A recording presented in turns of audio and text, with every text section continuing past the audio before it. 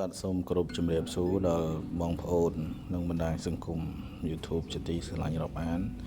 ហើយនេះគឺជាទស្សនវិជ្ជានៅខាងមុខព្រះបរមរាជវាំងនាថ្ងៃអាទិត្យនេះថ្ងៃ6កើតខែកដិកត្រូវថ្ងៃទី26ខែតុលាក្រោយចប់ម៉ោងបង្រៀនក៏ឆ្លៀតពេលដើម្បីដើរមើលទស្សនវិជ្ជានៅតាមដងវិថីខាងមុខព្រះបរមរាជវាំងហើយក៏ទៅរកកាហ្វេមួយកែវដើម្បីឲ្យថា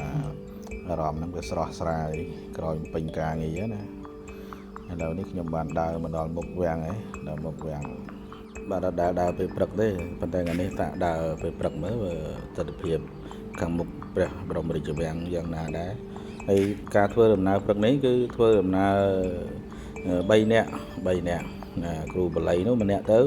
ហើយគ្រូអង់គ្លេសនោះម្នាក់ទៅរួមជាមួយខ្ញុំបាទនឹងម្នាក់ទៀត3នាក់ណាចេញពីបរិញ្ញាដើរទៅរកកាហ្វេថ្ងៃនេះគឺដើរអត់ជិះម៉ូតូទេគឺដើរថ្មើរជើងដើម្បីទៅរកកាហ្វេខានដាក់កាហ្វេមុខវាំងយូរហើយចង់ស្គាល់រសជាតិឬក៏រំលឹកនៅអនុស្សាវរីយ៍កន្លងមកអញ្ចឹងណាឥឡូវដល់កាហ្វេហើយដល់ហាងកាហ្វេហើយដល់ហាងកាហ្វេហើយនេះធូបកាហ្វេដល់ហើយយើងដើម្បីជួបគ្នាភាសាគ្នាទៅហើយរួមផ្សំជាមួយនឹងបរិយាកាសជុំវិញនេះគ្រូអង់គ្លេសនៅខាងនោះគ្រូបាលីណាគ្រូបាលីជួបគ្នាដើម្បីកាហ្វេពេលព្រឹកយើងខានជួបគ្នាយូរឥឡូវចេញពីកាហ្វេហើយចេញមកត្រឡប់មកវិញដើម្បីមកសាលានឹងទទួលទានអាហារថ្ងៃត្រង់ហើយក៏ឆ្លៀតចាប់យកឬក៏ផ្ដិតនៅរូបភាពជាវីដេអូខាងមុខព្រះបរមរាជវាំងបន្ត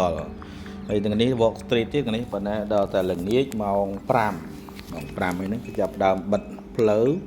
ដើម្បី Walk Street ដំណើរថ្មើរជើងពីស្តុបចតុមុខណាសាលចតុមុខហ្នឹងទៅដល់ផ្សាររាត្រីគឺយើងបិទផ្លូវធ្វើដំណើរថ្មើរជើងពីហ្នឹងមកហ្នឹងហើយនោះច្រើនដែរពេលព្រឹកគប់ផ្សំជាមួយនឹងថ្ងៃនេះ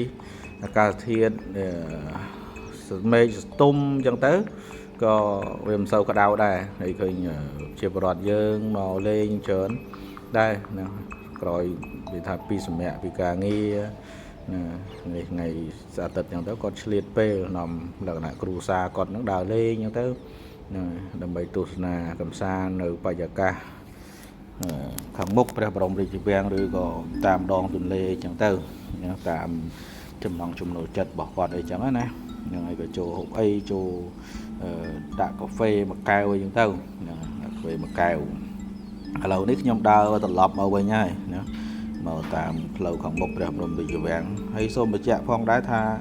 នៅថ្ងៃនេះគឺព្រះបរមរាជវាំងក៏បើកដែរបើកឲ្យចូលទស្សនានៅក្នុងបរិវេណខាងក្នុងតតែម្ដងហ្នឹងហើយបើកហើយពូខ្ញុំដើរមកមិនឃើញបើកពេលនេះអាទិត្យបើកប៉ុណ្ណឹងហើយដឹងតែបើកថ្ងៃណាខ្លះច័ន្ទពុធសុក្រច័ន្ទពុធពហុ